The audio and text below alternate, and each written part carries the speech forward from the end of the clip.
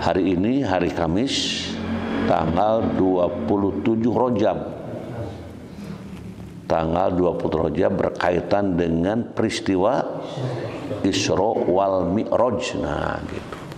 Jadi ada peristiwa Isra wal Mi'raj Nabi besar Muhammad sallallahu alaihi wasallam. Mungkin tentang makna Isra, makna Mi'raj sudah tidak asing. Arti Isra, arti Mi'raj tidak asing karena setiap tahun itu dibuka maknanya, disampaikan apa tujuan, apa hakikat dari Isra wal Mi'raj, dan juga diperkuat dengan dalil, dengan ayat suci Al-Quran yang menyangkut dengan peristiwa Isra wal Mi'raj. Yang berbicara tentang Isra surat apa? Surat Al-Isra itu. Surat Al-Isra atau surat Bani Israel, itu kan disebutkan di situ, yang diawali dengan Subhanalladzi asra bi 'abdihi lailan minal masjidil harami ilal masjidil aqsa. Nah, itu jadi dalilnya kuat. Jadi orang berbicara peristiwa Isra wal Mi'raj, khususnya tentang Isra-nya itu, kalau nanti Mi'rajnya dalam surat lain, di situ diawali dengan Subhana. Subhanalladzi asra bi 'abdihi lailan minal masjidil haram ilal masjidil aqsa. Jadi di sini Allah memberangkatkan. Allah memberangkatkan artinya tidak berangkat sendiri. Rasul diberangkatkan dengan segala fasilitas yang Allah berikan. Perjalanan yang menempuh sekian lama, nah itu ya, dengan kekuasaan Allah bisa tuntas di malam itu juga. Nah itu. Dan memang di sini menampakkan kemahabesaran Allah, kemahasucian Allah dengan peristiwa itu. Karena peristiwa yang luar biasa gitu ya. Dari peristiwa itu sampai ke Sidratul Muntaha. Di mana Sidratul Muntaha? Itu disebutkan dengan di atas, lebih atas lagi terus gitu ya. Jadi pokoknya tempat yang tidak pernah didatangi oleh siapapun gitu ya, hanya oleh Khalik gitu ya. Kemudian makhluk yang sampai ke situ hanya Nabi Muhammad sallallahu alaihi wasallam. Itu pun karena memang diperintah oleh Allah untuk datang ke situ. Nah, salah satu datang ke situ untuk menerima tugas yang paling esensi, yang paling mendasar, yaitu ditugaskannya untuk melaksanakan sholat. Nah itu, jadi sholat itu perintah yang langsung disampaikan kepada beliau ya, dan umatnya menerima tentang sholat yang diwajibkan kepada orang-orang muslim. Tinggal muhasabahnya, sudahkah sholat kita sesuai dengan Rasul Salam? Nah itu. Karena kalau tidak sesuai, tidak diterima gitu kan. Shallu kama ra'aitumuni usolli. Nah, sholatlah sebagaimana aku melaksanakan sholat. Jadi sholat itu bukan sholat hasil karangan gitu. Ngarang sholat misalnya ya, menciptakan sholat. Kita mengikuti sholat, mencontoh sholat dari contoh Nabi Muhammad SAW. Nah itu, jadi bagaimanapun sholat itu sudah dipola, sudah dibuat demikian. Makanya kalau ada sholat yang aneh-aneh gitu ya, maka di sekitar orang yang sholat mungkin akan bertanya, kenapa sholatnya begini? Tapi selama ini sholatnya ini tetap saja sesuai dengan contoh Rasulullah Sallallahu Alaihi Wasallam. Dan dengan sholat itu memang luar biasa. Ada juga hadis yang mengatakan la sholata liman lam yakro bifatihatil kitab. La sholata, tidak termasuk sholat gitu. Orang yang tidak membaca surat Al-Fatihah di dalam sholatnya. Jadi misalnya sholat itu baca Al-Fatihah, itu kumaha sholat Allahu Akbar, tak baca Al-Fatihah, cuma ngahuleng ngalamun gitu ya, ini belum sholat. Jadi kalau kita masuk jadi makmum harus di situ mengikuti Fatihahnya imam. Kalau kita tidak baca, tidak mengikuti Fatihahnya imam, jadi kita belum baca Fatihah. Ada dalil yang tadi, la sholata liman lam yaqra bi Fatihatil kitab, tidak termasuk orang yang sholat gitu, kalau tidak membaca kalau kita jadi makmum. Nah ini datang ke sini, imam sudah membaca misalnya Fatihahnya sudah setengahnya, Ji. Bismillahirrahmanirrahim sudah lewat ya. Iyyaka na'budu wa iyyaka nasta'in, nah gitu. Jadi kita masuk ke masjid, ternyata imam sedang membacakan iyyaka na'budu. Jadi kita datang berarti Fatihah kita belum lengkap. Nah, kalau belum lengkap berarti kita belum baca Al-Fatihah. Berarti sholat kita kekurangan 1 rakaat. Itu kalau melihat dalil yang ini ke situ. Jadi tidak termasuk sholat kalau tidak baca Al-Fatihah. Kalau kita bermakmum harus bacaan Fatihah imam itu utuh diikuti. Jangankan begitu langsung ke sini sudah imam membaca Bismillahirrahmanirrahim, Alhamdulillahirabbil alamin, kita baru datang. Berarti Fatihah kita tidak utuh. Kalau tidak utuh berarti harus diutuhkan. Nah ini gitu Pak, sholat itu. Karena ya kadang-kala orang masuk ya, memang si orang makmum ini Fatihahnya itu cukup dengan Fatihahnya imam gitu. Jadi kalau kita makmum cuma duduk-duduk saja gitu, tapi harus berawal dari awal takbiratul ihramnya imam. Begitu imam ihram kita semuanya mengikutinya gitu. Oh yuk, nah mungkin diasup kadinya ya imam nggak baca Al-Fatihah, kurang karak datang kadinya. Ya di situ ada yang kurang, berarti rakaat harus ditambah, disempurnakan. Karena luar biasa sholat itu. Bahkan di dalam penjelasan lainnya, jadi sholat itu sebagai tanha anil fahsyai wal munkar itu. Jadi bisa mengerem diri sholat itu gitu. Bisa menghindarkan diri gitu, dari fahsya wal munkar. Nah itu. Jadi kalau akan melaksanakan segala fahsya atau kejelekan, munkar itu keburukannya, keonoran gitu ya. Ini orang-orang yang sholat tentu akan bisa mengerem diri gitu. Kenapa? Karena sholat yang ditunaikan itu akan menggiring jiwanya, menggiring dirinya ke arah kemaslahatan. Nah itu. Kalau ada pertanyaan, saya mah sholat terus ya teh, melaksanakan maksiat teureun gitu ya.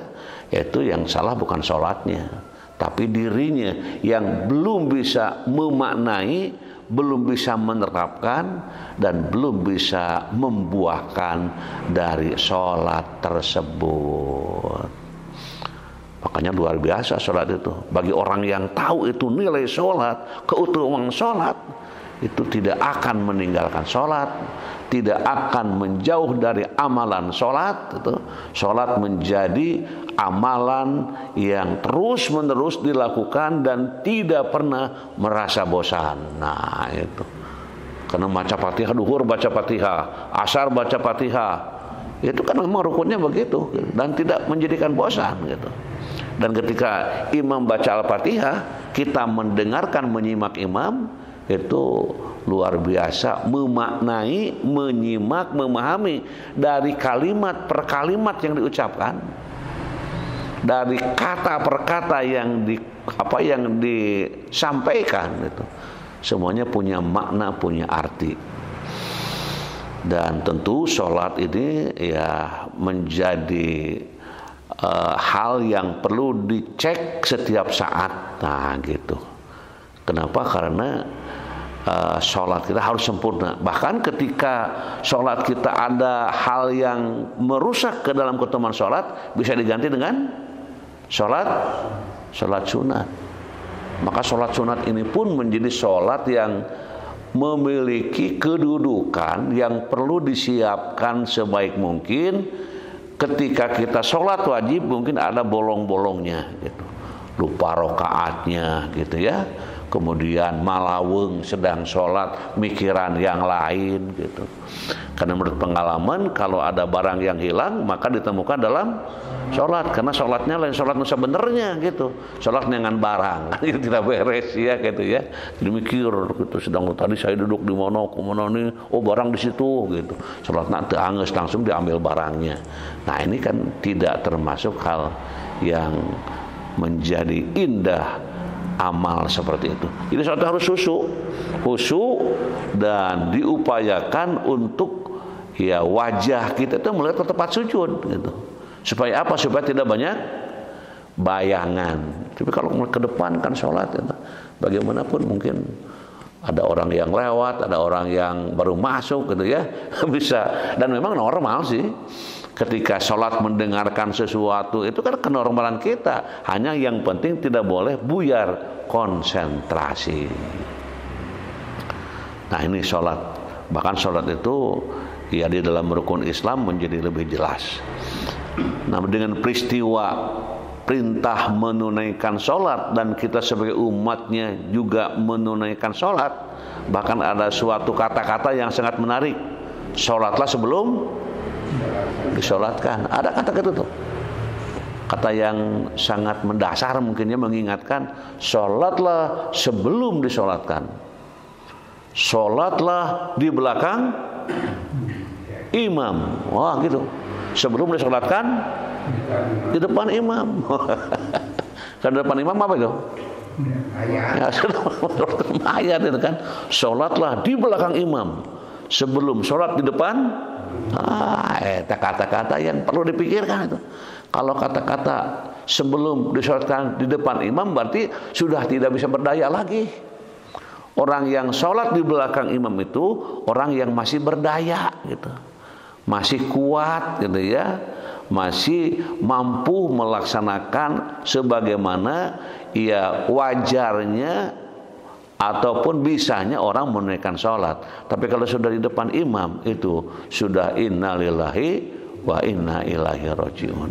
Dan sholat yang paling utama, sholat dilakukan pada waktunya gitu, pada waktunya gitu. Dan Allah sudah memberikan batasan-batasan waktu. Ini waktu duhur, ini waktu asar, ini waktu maghrib, ini waktu subuh, dan semua waktu-waktu itu menjadi penting di dalam menentukan kapan awal, kapan akhir waktu sholat. Di dalam ayat kan disebutkan dulu ditempel itu ya, tentang waktu sholat yang telah ditentukan. Artinya tidak boleh sholat sekarep ingsun waktunya gitu.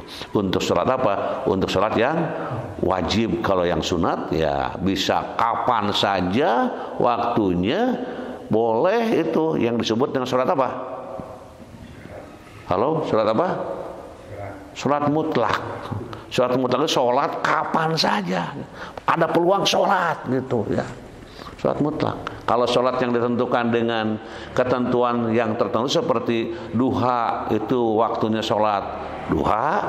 Kalau sebelum duhur waktunya qobla duhur gitu ya, qobla isya, misal qobla subuh misalnya gitu kan, itu sudah ditentukan. Tetapi ada yang sholat mutlak. Masuk masjid, sholat apa? Tahiyatul masjid. Mungkin ya bisa ditambah lagi sholat-sholat yang lain.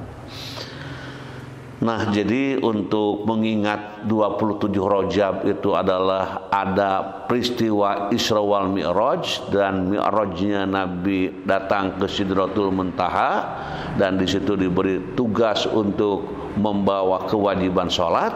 Dan kita sebagai orang yang cinta terhadap Nabi Muhammad dan taat kepada Allah, mengikuti tuntunan dan ajarannya, maka marilah kita sholat sebelum disolatkan. Dan sholat itu lebih bagus berjamaah. Di rumah juga bisa berjamaah, istri diajak, jangan istri di kamar depan, suami di tengah rumah. Sholatnya masing-masing itu tidak ada nilai berjamaahnya gitu. Tapi kalau di rumah harus sabar ya. Ayo sholat, nanti sedang anu dulu. Nah, udah sabar kalau di rumah itu. Karena makmumnya sedang ngagoreng itu gitu. Ayo sholat, nanti mohon tunggu ya. Awal ini kan bagus ya. Kalau istri kita mengatakan tunggu ya gitu. Iya, karena saya nggak ke masjid, ayo kita sholat berjamaah di sini. Bahkan istri suka sekali-kali juga meminta untuk diimami, karena mungkin disitulah kemesraan hidup beribadah dengan menunaikan sholat, ada kenikmatan tersendiri. Jadi sholat dilakukan pada waktunya. Waktu yang paling utama yang mana? Dari waktu ini. Nah, itu mungkin menyegerakan sholat, menyiapkan sholat sebelum waktunya tiba. Jadi waktu sholat ini jam sekian kita sudah siap-siap. Nah, alhamdulillah di Masjid Al-Falaq ini ya, jadi ada pengajian 10 menit sebelum waktu datang. Itu untuk beri kesempatan. Mungkin ada yang sedang tidur, ada yang sedang apa kegiatan gitu, dengar. Mohon maaf, saya akan menyiapkan sholat dulu. Waduh, ini luar biasa. Dan mudah-mudahan ini semua yang kita tunaikan, yang kita laksanakan di dalam beribadah kepada Allah Subhanahu wa Ta'ala, tentu kita berharap doa kita, amal ibadah kita selalu diterima oleh Allah Subhanahu wa Ta'ala. Nah, jadi pengajian sekarang itu jadi menyambut, mengingat kembali tugas kewajiban sholat terhadap diri seorang muslim, dengan mudah-mudahan mendapatkan kesempurnaan dalam ibadah. Karena ibadah sholat itu ibadah yang paling pertama dan utama, yang bisa menghasilkan nilai-nilai kepada amal ibadah yang lainnya.